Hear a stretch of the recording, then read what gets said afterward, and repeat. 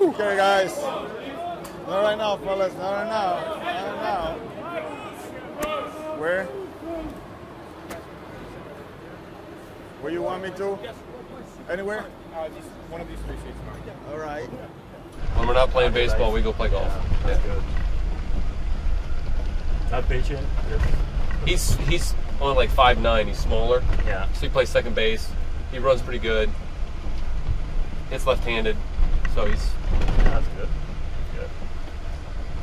He likes it. But if he could, play golf every day. Oh, He likes it. Yeah, we play golf every day. If we lived in Florida, we'd play golf every day. The whole year. Probably, yeah. Except for days I told him we are not. I'd have to we are not playing today. I can't take it anymore. He loves to shoot. Yeah. Yeah. I mean, first he's only played like a year and a half, maybe a little more than a year and a half. Mm-hmm. And he started out like in the 130s, and now he shoots like 76, 78. Oh, wow. So he works hard at it and he likes it. And He's That's hooked great. to that, man. I think he's addicted. Yeah, he's addicted. Oh, Yeah. Yep. And as soon as he's able to, he can't even drive yet. He can't drive by himself till July. Oh, really? Yes. What is the age? He just turned 16. And in Pennsylvania, 16 plus? you have 16 and a half. At 16, you get your permit, and then you drive for 6 months with an adult, and then you can take the test on your own at 16 and a half. Mm-hmm. And so, but when he gets to be able to drive by himself, I tell you Yeah. one thing, Every- man. That all- game, all the time. that game is humbling.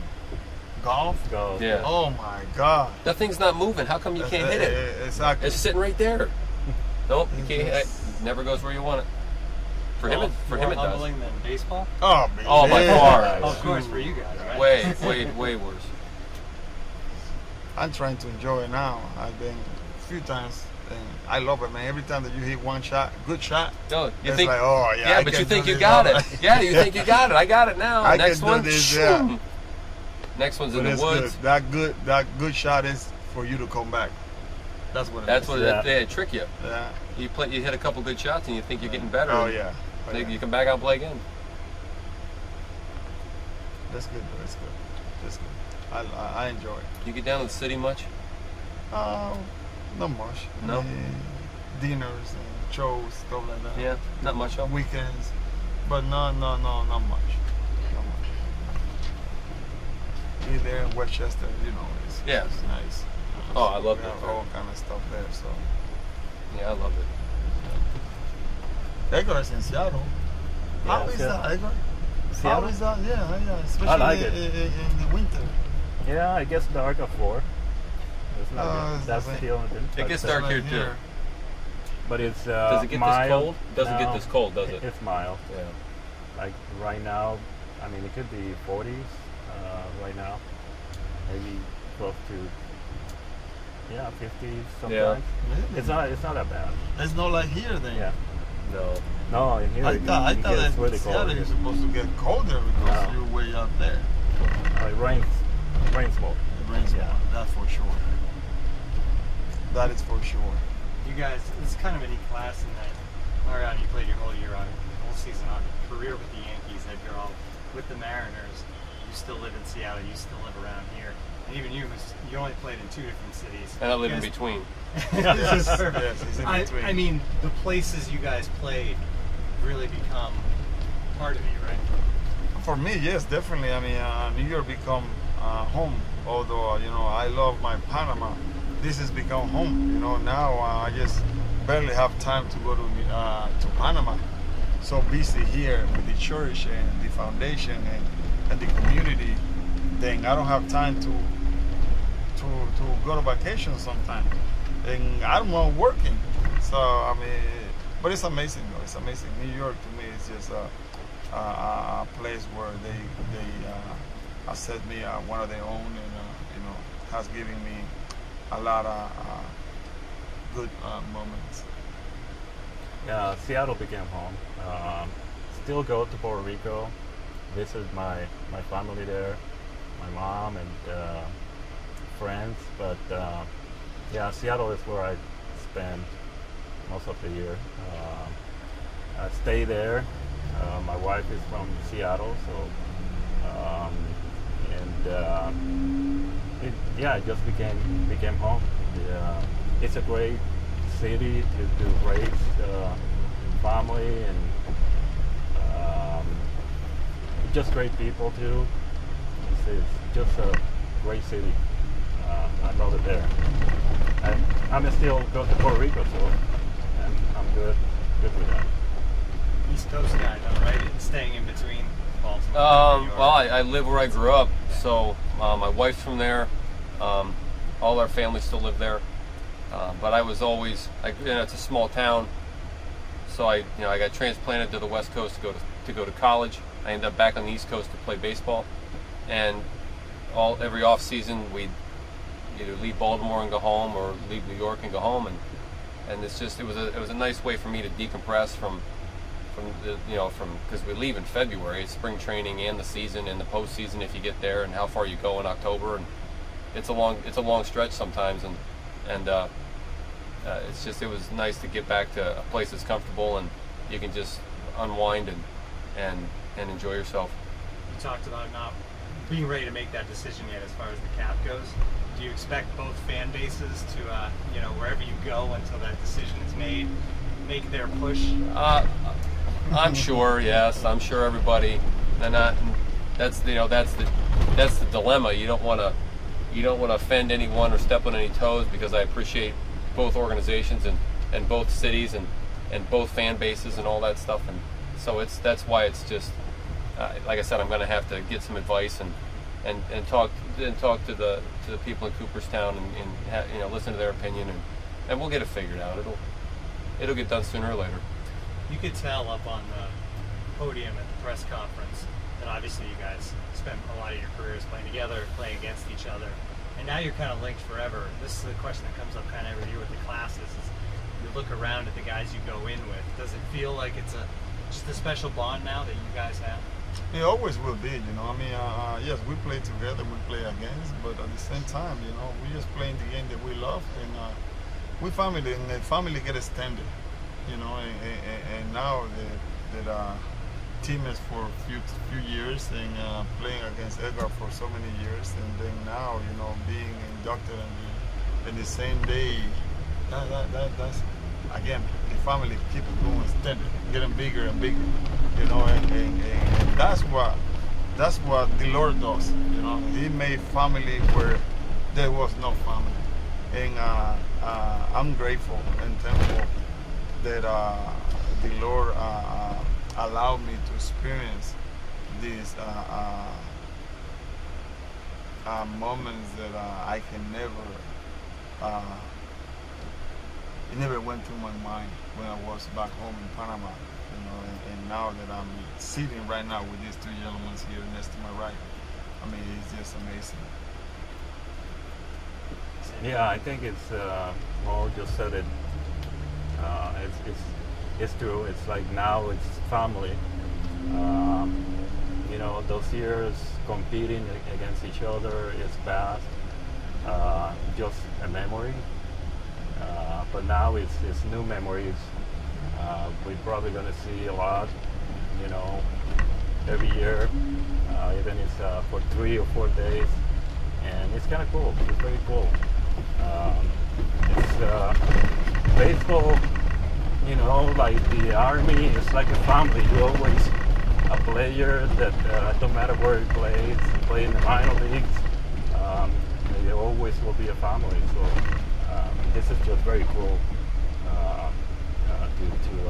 to have that now for years to come. And your dad, Mike? I thought it was always great that every year you go back to spring training and you'd be separated from your teammates for 3 or 4 months depending, and you walk back in, and for me it seemed like you were gone for a weekend. Like, hey, how you guys doing? And it's just like like you never spend any time apart, and so you just become like, because you spend so many days together. You spend 45 days in spring training, and you spend 180 days throughout the spring, the summer, and into the fall, it's just you just get so used to being around people, those teammates, and I mean, it's great. You know, we'll sit here. We played 8 years together, and we sit down and we shoot the breeze like we just saw each other a month ago, and you can bring back, you know, competitions with guys we played against or with, and it's just, I think it's just fun again, and now, you know, we're gonna get to go, you know, we're always gonna be together because we went in together, but we're gonna go see, you know, when it gets to July, we're gonna go see guys that we competed against, who've already had the opportunity to get in there, and guys I played with, and he's played with, and he's played with, and I kind of think it's gonna be just like it was in spring training again, that we get to see these guys all over again. Like, man, what have you been doing for a month? It seems like, and it's been years and years, and that's the one great thing about this sport is it's always fresh every year. In spring, everybody starts new again, but we get back together, and it's like we were never apart. Edgar, you talked a little bit in the press conference about it. Somebody asked you about getting to the majors a little later than some other guys. Yeah. Did that make you feel like, or help motivate you to continue to work and work and work through your whole career, and maybe help you be as good as long as you were? Yeah, I don't think I thought about it that much at all. I think the way I played the game, it was almost like just worried about today. You know, there were not many times in my career that I thought, oh, I got to do this because 2 or 3 years later, or maybe years later, this is going to happen. I never thought about the game like that. It was almost like having a goal for the season, then having a goal for the game. That's simple. So I think that helped me, not thinking about, okay, I got to do this because if not, this is going to happen later in my career. The only thing I think I thought about it was when they told me, okay, we need you to be at the age. That's when, probably the only time that I thought about my career that way. But simplified things like that, just worried about today's game, I think it was helpful to me. Is it neat that Harold Baines is in this class too? He's It another is. guy that's the DH. It is. Going in together. It is well deserved. Harold, I mean, I chased his numbers forever, right? And you know, he was the type of hitter. I remember when he came to the plate and the game was close late in the game. I could just see, okay, this is not good. It seems like I always come through in those situations. He was a great clutch hitter, and he was a force for many years. So it's kind of cool that we both going in this year. Mariano, Edgar talked about 95 in the press conference, and obviously a great moment for one player, sometimes it's a tough one for another team. Now that you've retired, you had all the success you did with the Yankees. Can you look back on that 95 playoff series and appreciate what he did? Oh, definitely. You know, that series was the turnaround point for the Seattle Mariners. I mean, Edgar spoke about if that wouldn't happen, maybe they would have moved the organization from there. You know, and I believe that organization belongs in Seattle. You know, belongs there, belongs where they started it, and it was amazing series. You know, I mean, I still remember like it is now. You know, I mean, seeing Griffith going from first to home play and that double, it was just, I mean, we were on the other side, and it was a great series. Definitely it was. I mean, both teams didn't want to give up. You know, I mean, I remember game 2. I pitched. I don't know how many innings did I pitch. I got the win. We went extra innings, and Jim Larry hit the home runs against Tim Dutcher. I mean, it was amazing. The whole series was just a wonderful series. And, you know, I mean, you definitely appreciate the type of hitter that Edgar was and how he take care of business. And the beauty about it is that you respect the game. You know, he went to his business and that's it. You know, it's not emotion. It's not. It's just let's go and let's do this and let's move on. That's the players that you appreciate, the players that you thank God for their abilities and the way that they went to their business. Why were you pitching? Actually, I did pitch. You pitched before? I pitched in that game, and they took me out. Yeah. And they put Jackman out. Yeah. At that point, you were not throwing the cutter. No, it no, it was just straight. fast. I came in the game. You still only had one pitch? One pitch. And it was straight? Straight. Straight. It was hard, but You got, you know what? You got to be like, you either got to be crazy, or super confident, or to go out there where I got one pitch, man. Here it comes.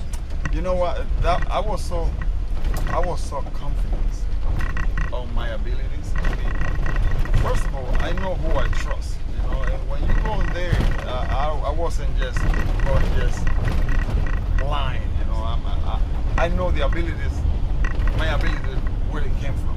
So when I was going there, that was my best, and I don't wanna my best not to use it. You know, to try to throw a second pitch or a slider. Try to you don't want later. We don't want to get beat. We don't want to get beat by our second pitch. So to me, my fastball was my best pitch, and I have a great command with the fastball. So therefore, I mean, I trusted so much that I didn't want to use nothing else, and I did though. I came into the game and bases loaded, 2 hours. We were winning 4-2 in the 8th. Came in on the 8th of the 9th. Came in on the 8th. Came in and Mike Blowers was the hitter. I threw 3 fastballs, launched him out, and then the game went to I had to take it back because they tied the game to a Coney. We were winning 4-2, and then we left Coney there. They tied the game. Did Coney start the game? Coney started the game, and he got almost like 150 pitches. Some kind of crazy like that number. And so they let him tie it before they let him tie before they put you in. Yeah. So would that ever happen today? No chance. No way. That will never happen today. They got one guy on base. One guy on base. Sometimes they think about two balls, 3 balls in the hole, man, get him out. See, like you remember Detroit when I yelled at Joe to stay in the dugout? Yes. It was like 4-1, or 4-0. It was 4-0, and Alex overthrew first base, or it would have been the last out of the game, and I had a shutout, and I was mad. And I look, and you're warming up because as soon as we get to 3, as soon as it's a save situation, Mo's coming in, and so I look at the dugout, and he starts coming up the steps, and I yell over there. I said, "No, you go back in there." Yeah. That won't happen now. That will not happen. I would never get to the 9th inning. I'd never get to the 9th inning again. Yep. Even if it's 4-0, that's too close. Yep. I'd have get maybe 6 or 7, and they put somebody else in. That's how it is. I mean, that's how the game goes. But they don't want to give him a chance. They don't give him. They don't. Because by then, of course, it's like the 4th time. You're getting to the 4th time around the lineup. By the time you get to that late in the game, and they'll never see that. Very rarely will you see that. You got the strikeout, right? I think to end that one. Yeah, I did. I struck somebody out to end that one. I was probably throwing 3 miles an hour harder again. After seeing Joe coming out of the dugout. Yeah, after I yelled at Joe. I have one more question, then I'll let you guys relax. But the two of you guys, think about one pitch, and all the pitches you had just shows baseball in different ways you can get it done, right? I think at least for me, as a starting pitcher, you're just trying to find any way to get it done. You know, it's my day to pitch, and they're counting on me to get us to the latter part of the game, so I don't kill the bullpen, and the guys in the field are just give us a chance to win. You don't have to be great. You don't have to shut them out. You don't have to, but give us a chance to win. And that's all. Every day I pitch, that's all I was trying to do. It's just do my job and get to the second half. And some days it go better, you know, and you kind of cruise and you get maybe a little later in the game. And some days it would go worse, and I try everything I could think of, and it still didn't work. But at least I was trying everything. I never felt like it after the game was over I could go in and say, well, today I just didn't have it. You know,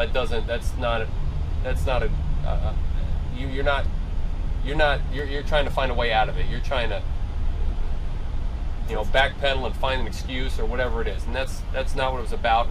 And the guys who survived the longest played that way. And you know, if he has 2 tough at bats and you know, by the third one, you know, he's still up there, and he's not gonna say, well, I had two bad at bats and today's not. I'm just gonna go, you know, I know I'm gonna make it out the third time. That's not the way they approach it, and that's not the way we approach it. If he gets the first two guys get on base, he still knows he can save the game. He still knows I'm going to get 3 outs before they score. And if I have a tough first inning, I know, listen, that's all they're going to get. We're going to get some zeros up there, and I'm going to get to past the 6th inning, and we're going to be okay. And that's just the way we approach it. That it's never enough. You can't just say that. Well, you know, some days they stick it to you. Some days they just, you know, he's 0 for 4, and some days he doesn't get the save, and some days, you know, I get knocked out in the 3rd inning. But most of the time, way more often than not, we found a way, and that's why we got to play along, because we found a way. If you're a Hall of Famer, then you come to the MLB Network studios in Secaucus, you sign the wall. Well, not to mention, you get greeted like this, which is special. Royalty. That's what Edgar Martinez, Mike Mussina, and Mariano Rivera were doing today, one day after news that they'll be a part of the 2019 Hall of Fame class at the Baseball Hall of Fame in Cooperstown.